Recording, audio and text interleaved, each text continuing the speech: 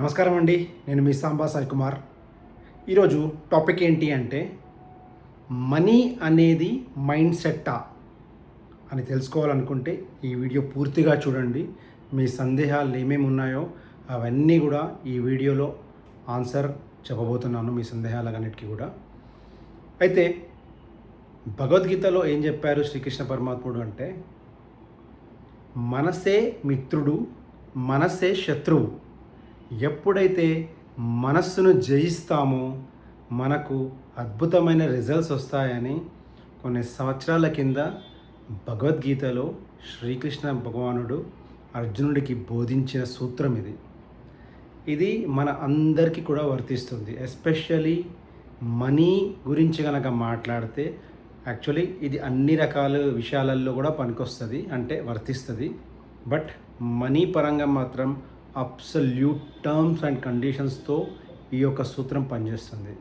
ఎలా అంటారా, మీ mind set ఏదైతే ఉందో దానికి తగ్గట్టుగానే మీరు ఇప్పటి వరకు కూడా డబ్బును సంపాదిస్తున్నారు అండ్ ఇక మీదట కూడా సంపాదించబోతున్నారు. మీరు అంటే మీ యొక్క మైండ్ సెట్ గనక ల్యాక్ మైండ్ సెట్లో ఉందనుకోండి, మీరు ల్యాక్నే ఇంకా ఆకర్షిస్తూ ఉంటారు. మీ మైండ్ సెట్ కనుక అబండెంట్ మైండ్ సెట్లో ఉందనుకోండి, మీరు అబండెన్స్ని ఆకర్షిస్తారు. ఇదే ఫ్యాక్ట్ అండి. ఒక చిన్న ఎగ్జాంపుల్ చెప్తాను, అంటే ప్రతి ఒక్కరి సినారియోస్లో జరిగి ఉంటుంది ఇది.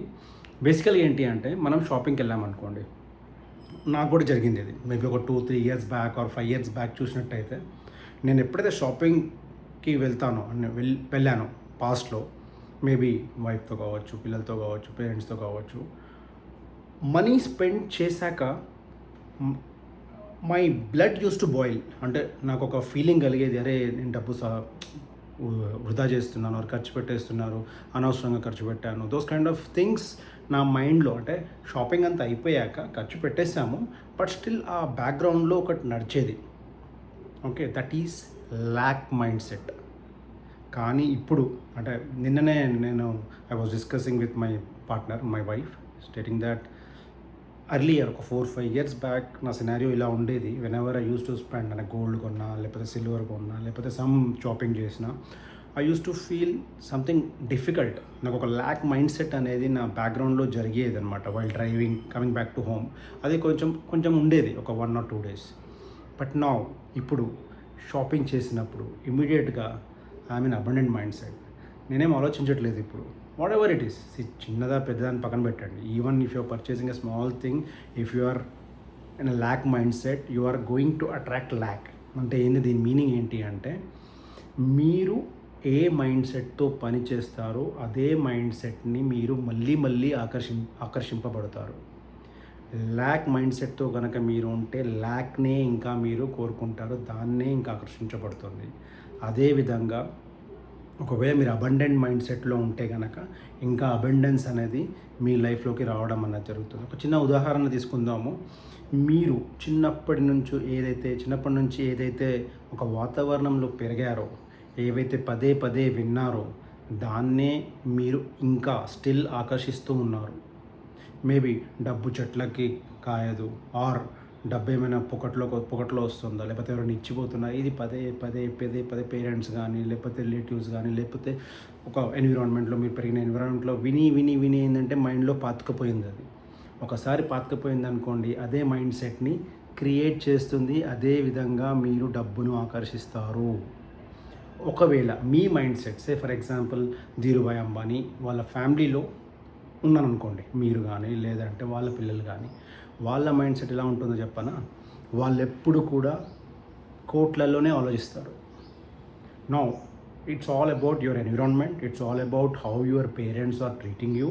అండ్ అదేవిధంగా మీ పెరిగిన వాతావరణం కానీ, మీరు విన్న పదే ఒక వర్డ్స్ కానీ, ఇవన్నీ కూడా మీ మైండ్ సెట్లో పాతుకుపోతాయి. ఒకసారి పాతుకుపోయినాక దాన్ని బయటికి తీయాలి అంటే ఇట్ టేక్స్ టైం అండి.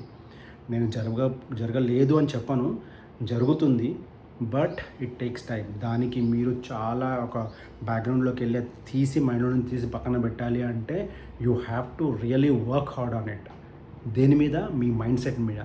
మీరు మాట్లాడే ప్రతి ఒక్క వర్డ్ జాగ్రత్తగా మాట్లాడి ఆ మైండ్ సెట్ని క్రియేట్ చేసుకోవాలి.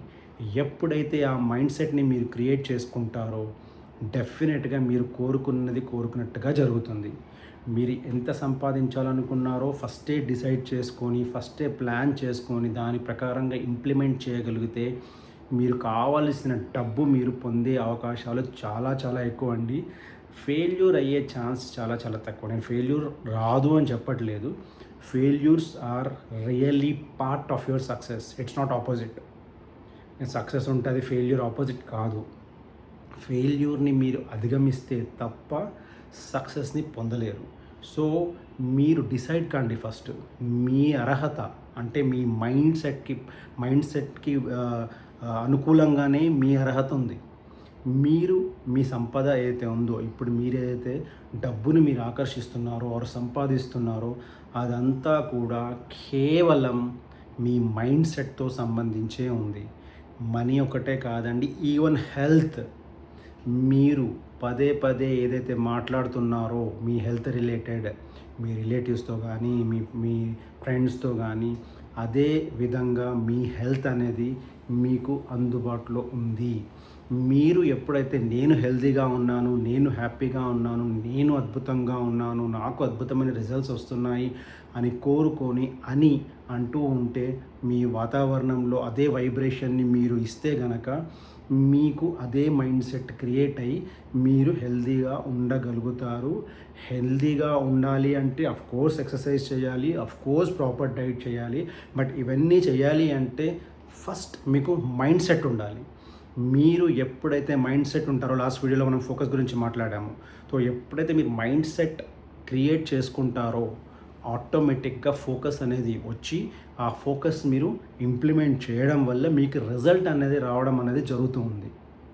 సో ఇక్కడ మీ మైండ్ సెట్ ఫస్ట్ క్రియేట్ చేసుకోవాలి. మీరు మైండ్ సెట్టే పలానా డేట్కి పలానా సో అండ్ సో డేట్ లోపల నేను ఇంత సంపాదించబోతున్నాను అని మీరు దృఢంగా నిశ్చయించుకుంటే మేబీ 10-20% అటు ఇటు అవ్వచ్చు. ₹1,00,000 సంపాదిద్దాము అని మీరు అనుకుంటే కనుక మేబీ మీరు 80,000 90,000 సంపాదించవచ్చు.